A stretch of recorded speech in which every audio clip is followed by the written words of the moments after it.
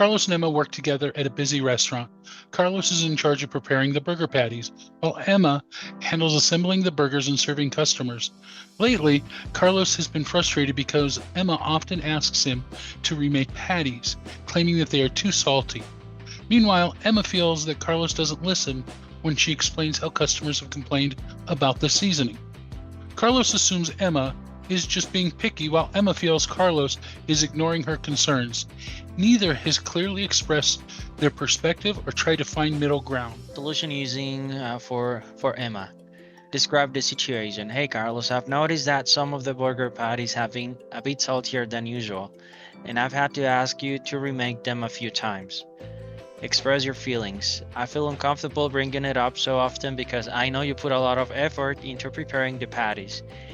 Specify a solution. Would it be possible for us to agree on a seasoning amount together? Maybe we could test a few patties to find the right balance. Focus on what you need to be changed, not the roots of the behavior or any other analysis. Consequences. I think that could help us avoid extra work and keep customers happy. Solution using the DESC model for Carlos. D. Describe the situation. Hey Emma, I've noticed that lately you've asked me to remake several burger patties, and I'm not sure what's wrong with them. E. Express your feelings. I feel frustrated because I put a lot of effort into this seasoning them, and it seems like my work isn't being appreciated.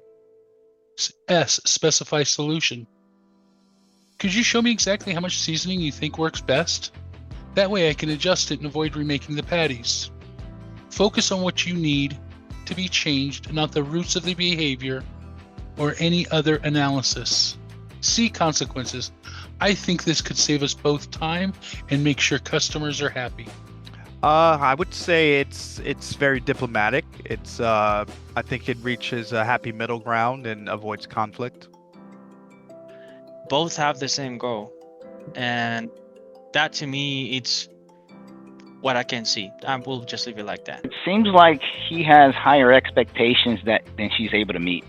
Maybe he thinks she's more efficient and more quickly to respond to these things than she actually is.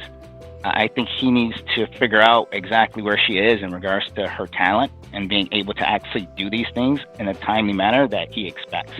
I think they need to be aligned on what's expected, and that's a huge communication gap. Receiving a request from someone else doesn't mean we have to necessarily do that. Doesn't mean we're being attacked. It's just a request.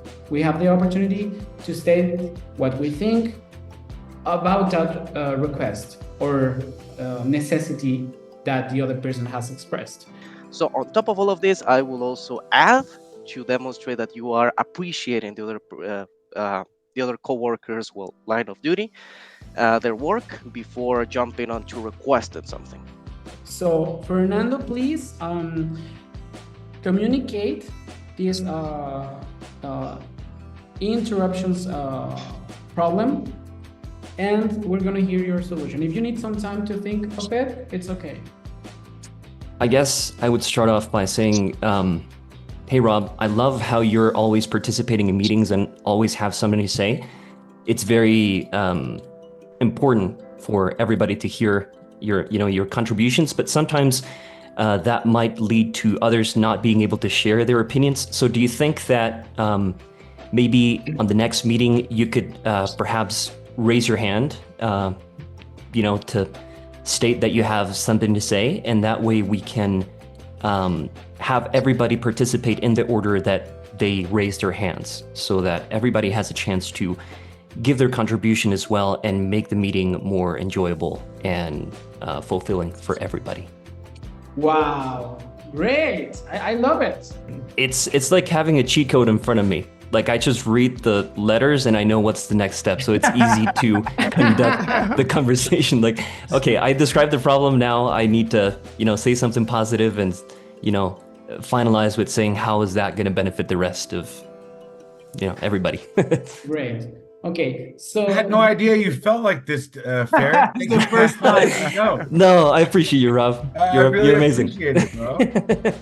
I think it depends on how you tell someone what you want to communicate, and that depends on the other person's way of thinking. For instance, if I have someone that is an analytic person, right, like personality, I'll be using numbers like, hey, like 80% of those transfers or those plans that you're sending to me, like 80% they're like a last minute request. So shoot, that's just pushing me to do more. I will explain with numbers if I have someone that is like that. So it really depends on the type of personality that you have with the other person to communicate. You cannot communicate with everybody the same way. Otherwise, you can just read the same thing over and over and everybody will get the same message, but that's impossible, right? Perfection does not exist. Okay, so this is a skill that we have to develop. Communication is a skill that needs to be developed. I just say suggestions and questions are better than statements and orders. I think this was quite helpful and enlightening, and creates a nice blueprint and easy to follow guide to addressing communication within the workplace.